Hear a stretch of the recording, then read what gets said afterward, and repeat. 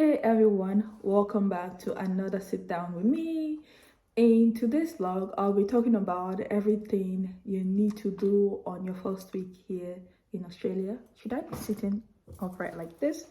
Okay, so this video should be useful to you if you're coming into Australia to study, to work, or you have intentions of staying in the country for a long time. So the first thing you want to do upon arrival into Australia is to change from your local currency into the Australian currency so that you can have some money to spend and be able to go around.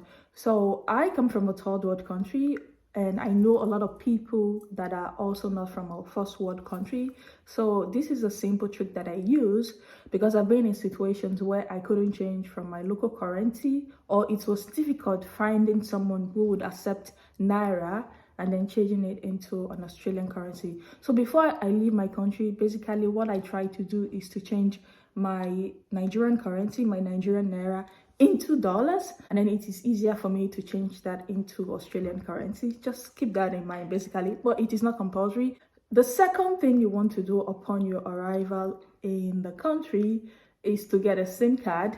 And actually, when I first arrived in the country, my plan was to get a SIM card at the airport, but our flight arrived at the middle of the night and the SIM card kiosk place was closed. But if your flight arrived during the daytime, you can get a SIM card at the airport, your SIM card kiosk at the airport. But it is not a compulsory thing to get a SIM card at the airport because they are usually expensive.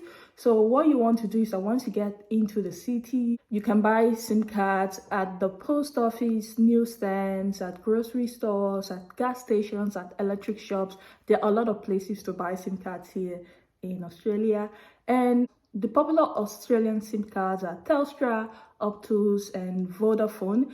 There are tons of SIM cards in Australia. I'm just listing the popular ones so that you're aware of them. Now, for you to buy a SIM card in Australia, you need to know what your movement is, and you need to know what your itinerary will be and your intentions of how you'll be traveling in the country or where you'll be staying in the country. And this is really important because if you'll be traveling in the regional areas, Telstra and Optus are the best providers for regional area because their services is widespread. But if you will be sticking in the larger cities, or you're just staying in Adelaide, or let's say Sydney, Melbourne, you're just within the city, it is fine to just go with Telstra and Optus or any other SIM card provider. The next thing you want to do in your first week upon arrival in Australia is to get a transport card. So if you're planning to stay in the city for long term, so let's say you're studying or working in one of Australia's large cities, the sustainable way to go around would be for you to be using public transportation because taxis are actually expensive in Australia. So let's say you're living in Sydney, what you'll be needing is an Opal card. Let's say you are in Melbourne or you've resided in Melbourne, Myki is the way to go, MYKI. Let's say you are in Perth, you're living in Perth or you'll be living in Perth. The way to go is the Smart Rider. So it's a card that you tap on and you tap off. And let's say you'll be living in Adelaide, what you need is a Metro card. The next thing you want to do is to open a bank account. Now you need a bank account in Australia and you also need a bank card. In Nigeria, it is just so easy for me to keep my bank card at home and use cash. I am used to using cash. When you're talking about cashless society, Australia would be on the top of the list. So you need a bank card to be able to process your transactions in the country. So even as your students, there's a possibility that you'd also be getting a part-time job in the country. So your employer would also require that you have a bank account so that they can pay your salary into and all of that. Some of the large banks in Australia are ANZ, Westpac, Commonwealth, just to name a few. There are a lot more, all right?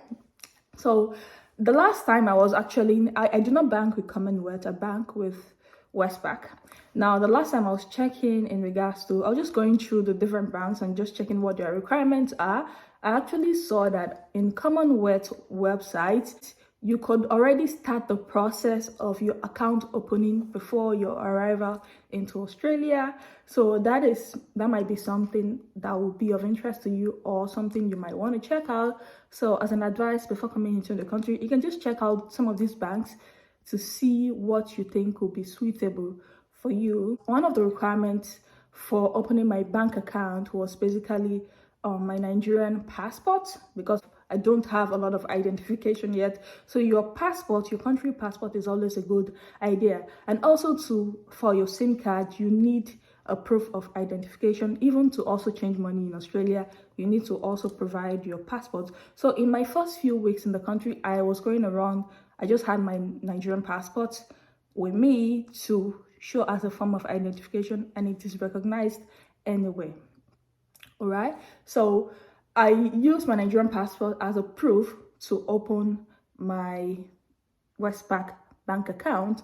And also an address is also really, really important, because they will be posting your bank card to you in like a week or two. So you need to make sure that where you are in Australia, the address that you are putting as your bank in your bank application is where you would be for a long term, so that you don't miss that message, so that you don't miss your bank card.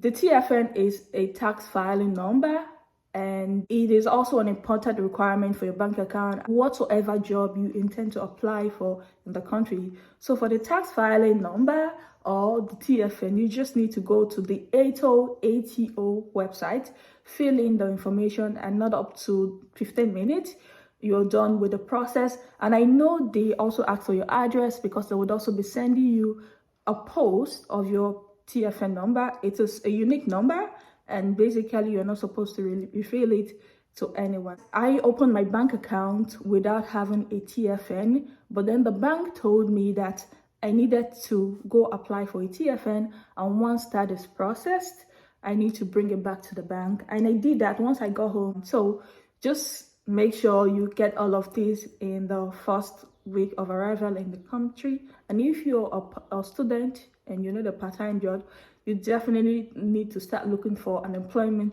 upon your first arrival in Australia, because it is an expensive country to live in. There's high cost of living, and you're probably just trying to manage your life and make some money. So good luck upon your arrival in Australia, and good luck with finding a job, and good luck with everything else you need. This is the end of this vlog. Bye.